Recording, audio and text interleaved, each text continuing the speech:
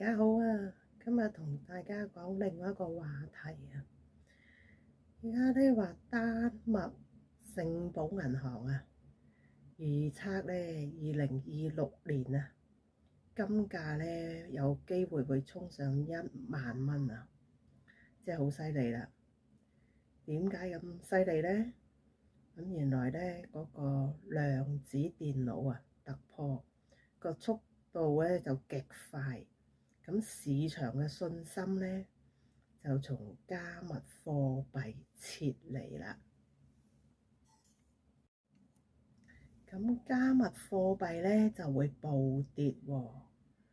咁銀行咧客戶咧可能會大量提取嗰啲加密貨幣啦，之後將啲錢咧擺落去銀行啦，或者去投資。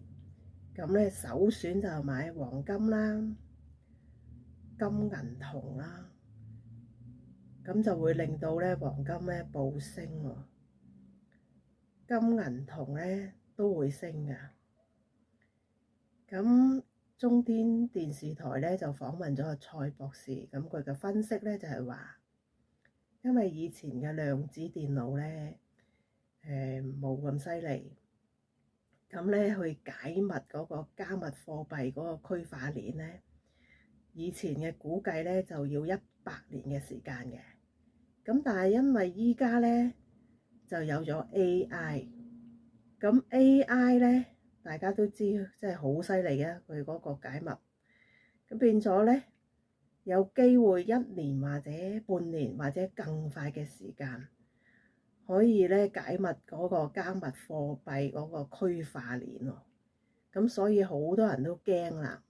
咁啊就有啲有錢嗰啲啦，揸咗好多幣嗰啲就會放一大半啦，所以咧就會令到個加密貨幣大跌，金咧就大升。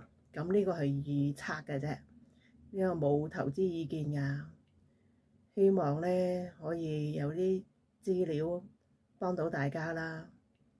如果鍾意呢個影片咧，麻煩大家訂閱同點讚啦。